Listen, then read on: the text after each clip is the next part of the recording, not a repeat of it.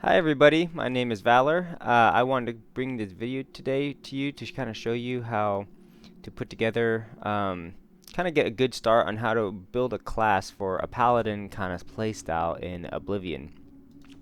There's a lot of little things that kind of go into building your character in this game, and some of it is not very clear or self-explanatory. So I just thought I'd make this video to kind of clear some things up, as well as just kind of give you my thoughts and opinions on some good starting attributes and skills for how to play a paladin in Oblivion. So let's go ahead and just get started here. I'm here at the end of the sewers where you can customize your stuff. So I'm just going to show you a quick kind of what my thoughts on race. Race is one of those things that doesn't have as much of an impact as say your starting class, but so there's flexibility here, in other words. But I will say there are some that kind of stand out as being probably better for kind of a paladin archetype. So first of all, when you're here, you can just press this F button just to see that there actually are stat differences between your origin. It's not huge, but like say Breton, for example, if I use this Sisters, I'm going to start with 10 more strength and 10 less speed. Whereas if I go for High Rock, I'm going to get 10 more speed, 10 less strength. It's a small change, but it can matter a little bit depending on what stats you want. For the Breton, I kind of just, I think I went High Rock because I knew I was going to be leveling strength, and I was also going to pick it as a favorite stat, so my strength was going to be higher, and the speed is kind of nice. It affects the way how fast you move, so I didn't want that to be too low. But any of these are going to be fine. Breton, I think Nord's a great class also if you want to start for a paladin playstyle. Some other notable ones I wouldn't pick. So the ones I probably wouldn't pick that kind of don't really make a lot of sense would be something like Khajiit, the Argonians. Their perks are more into stats that you don't care about as much. So I'd say the classes are going to be like Orc. The best classes for Paladin are going to be Breton, Orc, Nord. These kind of combat-focused classes. So kind of just pick the one that you like, see which ones. The cool thing I will say specifically about the Breton, and the reason I chose Breton, is because not only do you get a boost to some of your spells, which is great because we're going to be using spells as a paladin, but you also get a little boost to your magic resistance, which is awesome because it just makes you a little bit tankier. You also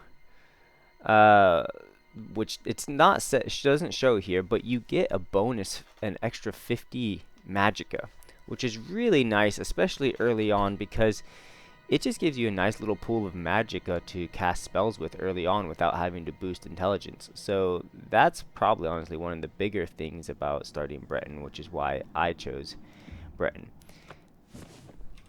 Going on from there, birthsign's another one where there's quite a bit of flexibility within the realm of choosing a birthsign. All of these, there's some that definitely I would say you don't want to choose. So something like this, like it just makes it so you take double the amount of damage from magic attacks, which is just, I mean, yeah, I just wouldn't pick it. Definitely not for a paladin, just specifically because the whole idea of a paladin is you want to be tanky, and we'll be taking all sorts of stuff to make us tanky, and this doesn't really work with that. So the ones that I think are great are obviously warrior. You get some extra endurance and strength, both stats that we care about. So a little bit of extra magic would be okay, but if you go Breton, you're going to get the extra 50 magic anyways. So funny enough, thief, even though you'd think this is more for like a stealthy playstyle, it does work really well for paladin. It kind of works for all of them because agility, while it's not something we really care about, it does affect our endurance, or not. Sorry, not our endurance, but like our stamina. They call that fatigue in this game.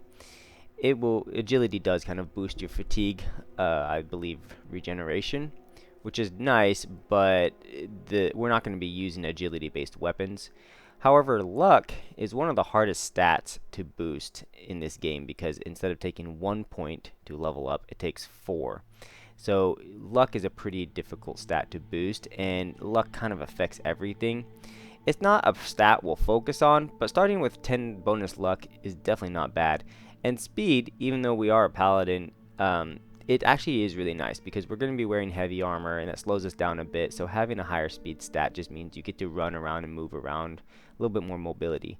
So this honestly is just probably one of the strongest burst signs overall, because not only are you getting 30 extra stat points, whereas like, you know, these you're getting like 20, right? 20 stat points here, you know, 20 stat points here. You're getting 30 out of this, and 10 of those are in luck, which is the hardest stat to raise. So definitely Thief is not a bad option, but of course, you know, some of these are great as well. This is great. This will just give you an even bigger boost to your magic resistance. So you combine this with Breton, and now you have a pretty nice little, you know, buff to your magic resistance, which definitely comes in handy. And you combine that with the fact that we'll be wearing heavier armor, and like right out the gate, you're pretty much, you know, you're very, very tanky. Of course, lady, you know. So I'd say just pick one of these ones that gives you like the stat boosts. These ones that just give you powers, or like the Atronach completely changes the way you play the game, because while it does increase your magicka and give you 50% chance to absorb spells, it makes it so you can no longer regenerate magic. So it's going to change your entire playstyle. So if that's something you want to play around, go for it. But as far as just like playing the game normally and just getting a nice little boost, I'd pick one of these. Going on from there, and this is the big part, the class. So as you want to do with pretty much every single class, is create a custom class.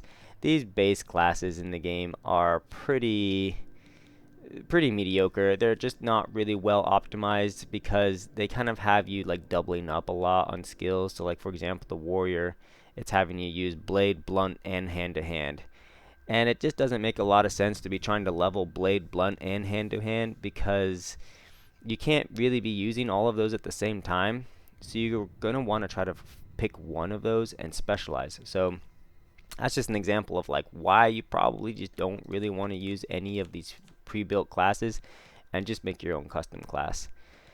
So this is where, and I'll be giving you some tips on kind of like just in general how this class customization system works, because it's not actually super intuitive.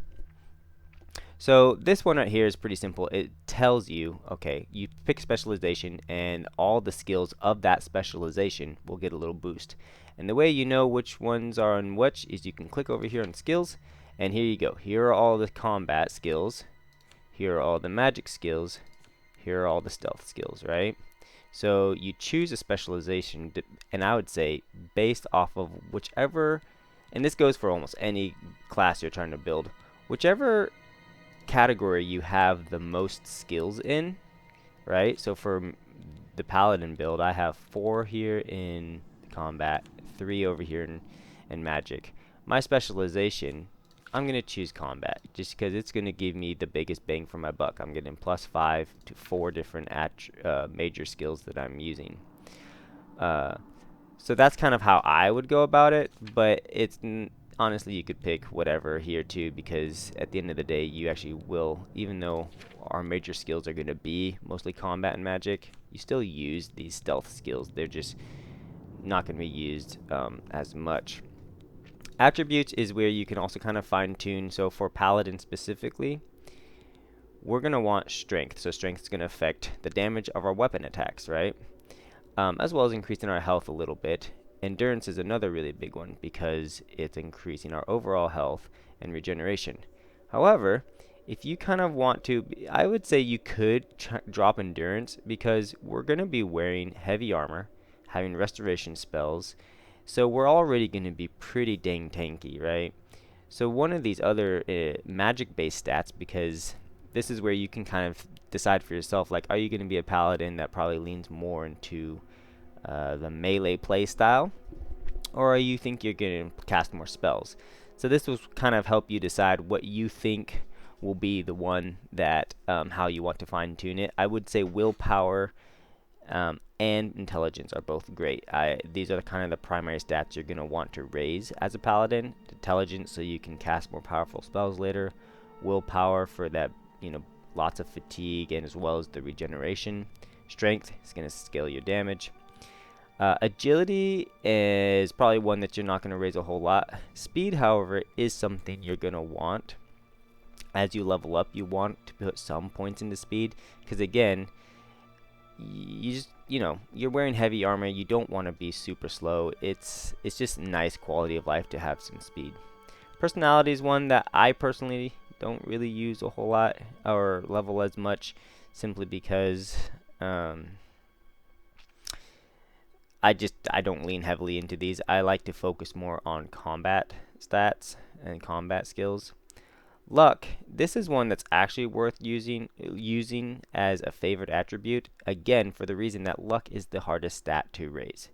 So getting a nice little +5 boost to it right from the get-go is not a bad choice, right? So once we get over here to the skills, this is where we really get to tailor like how kind of define our playstyle, especially earlier on. So obviously, if you've played an Elder Scrolls game, you know that at the end of the day, you can level everything, max out everything, and just be, a master of all, right? But the whole idea of creating these classes is to kind of tailor our playstyle earlier on, and to kind of, give us a boost in the areas of how we want to play the game. So this is where, I'm going to recommend that if you're not familiar with how enemy scaling works in this game, basically as you level up any of your skills, it's going to raise your overall level. Once you've raised enough of these skills by using them, right? So you have to use these things. You have to attack with bladed weapon, block with your shield. You have to actually take damage while wearing heavy armor here, This is how you level these skills as you play through the game. Cast alteration spells, cast destruction spells. Acrobatics, this one is you have to jump, right? You have to jump and take fall damage. This is how you raise these skills, and as those skills gets raised, that will raise your overall level. Whenever you level up, that's when it allows you to put some points into your attributes, and these affect, things as well. As you level up, the enemies get stronger. So say, around level 2, 3, 4, 5, as you level up, as you keep boosting these skills and leveling up, enemies get stronger and stronger. So this is why I kind of look at this from like, it is possible to kind of have the enemies outscale your damage. So I try to favor kind of more combat focused skills, right? Because, for example, if I choose acrobats as a major skill, right, and it's leveling up super fast, and now my overall level is getting higher and higher, well, acrobats doesn't really make me stronger when I'm fighting enemies, right? So those enemies are going to be getting stronger.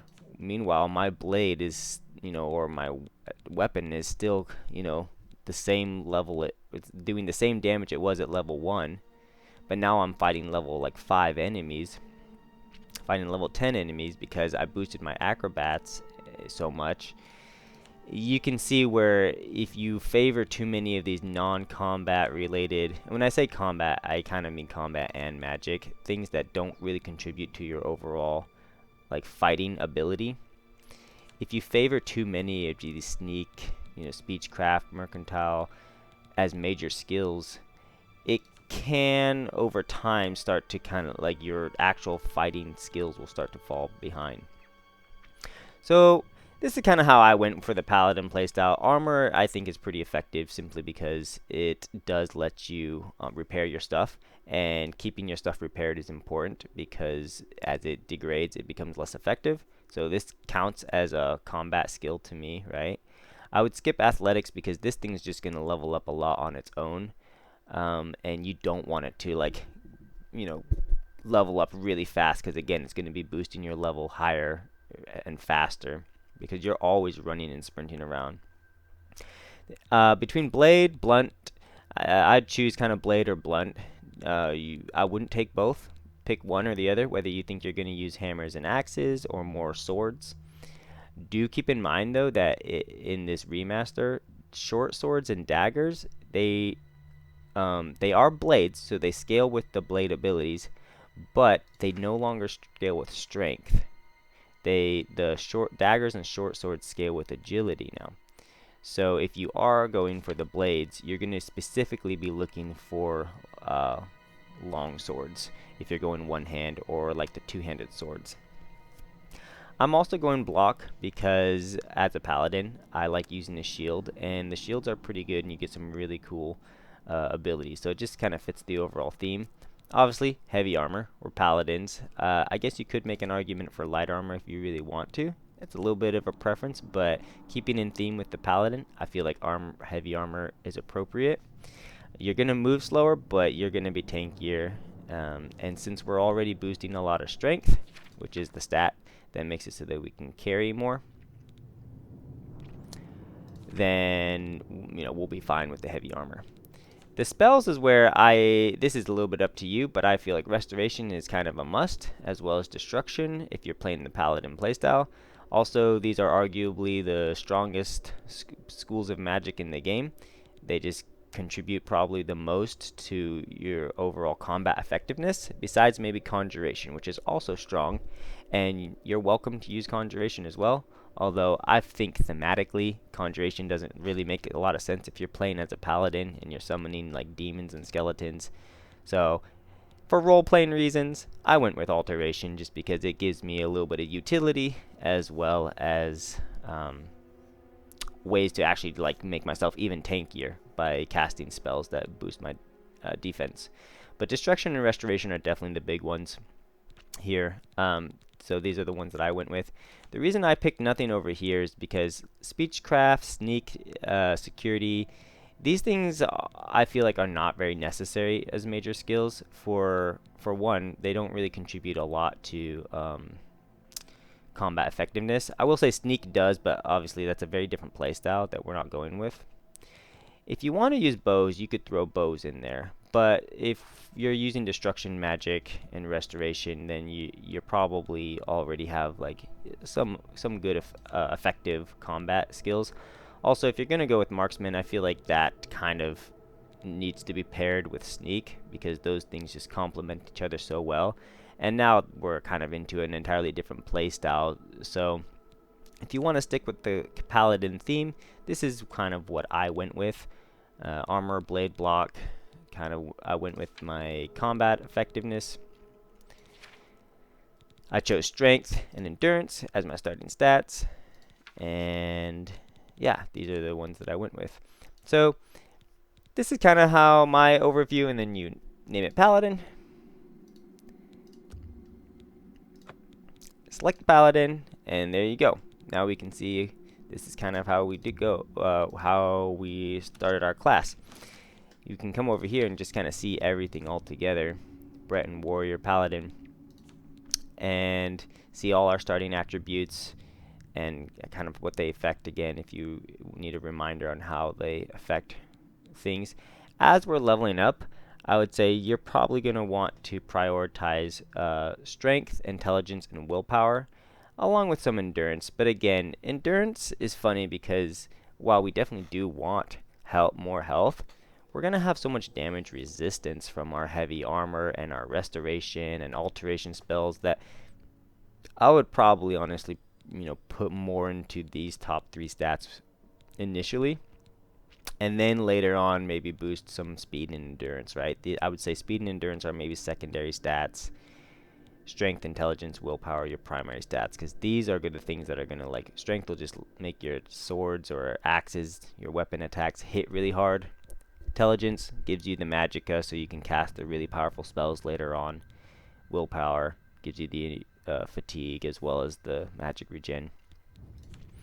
So yeah, we kind of see here all that we got going, and just remember that the way this game works is your major skills, all it really means is that these are going to level faster. So the main things you're using, these are going to level up faster. They're going to contribute to your overall power level and your combat effectiveness. These secondary things definitely, they still level if you use them. So things like athletics and acrobatics are constantly going to be moving up. Just you don't want them leveling up at a really fast pace, because they're going to start to outscale your combat stats or your combat skills, which in turn could kind of scale the enemies up.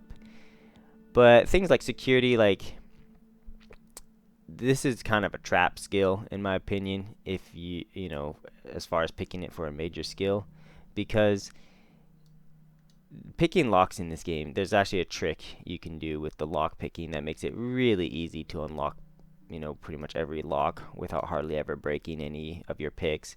So it's just honestly just an entirely almost useless skill. You really don't need it.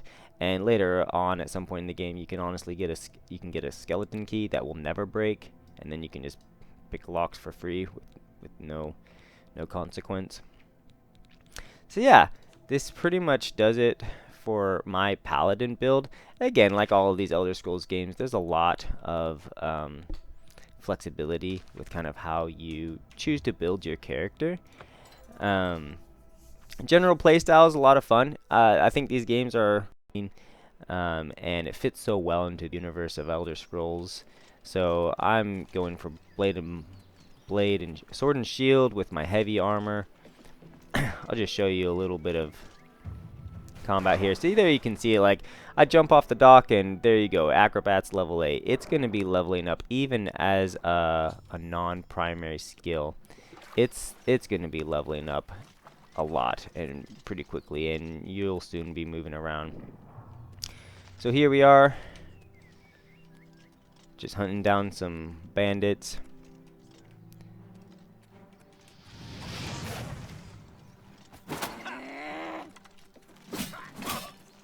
General playstyle is just using your shield to block some attacks, using your sword. I took some damage. I can switch over and start healing. This is also how, like, as I'm taking damage, I'm leveling my... So there you have it. As you can see, early on like this, I'm really, like, the game's really not a challenge at all. These enemies hardly hit, like, are hitting like noodles, and you know, I can just heal myself back up to full health anyways. But it's a fun playstyle. You get to mess around with like a lot of different mechanics, the blocking, you know, your sword attacks, and then all your different spells. There's a lot of variety in there too. So yeah, this is pretty much how I think Paladin should play, and how it works in the context of the Elder Scrolls. So yeah, if you guys have any questions, definitely feel free to post some comments. I'd love to discuss with you guys, get some ideas, bounce things off each other. So yeah, just give me your thoughts and opinions, and yeah, thank you for watching.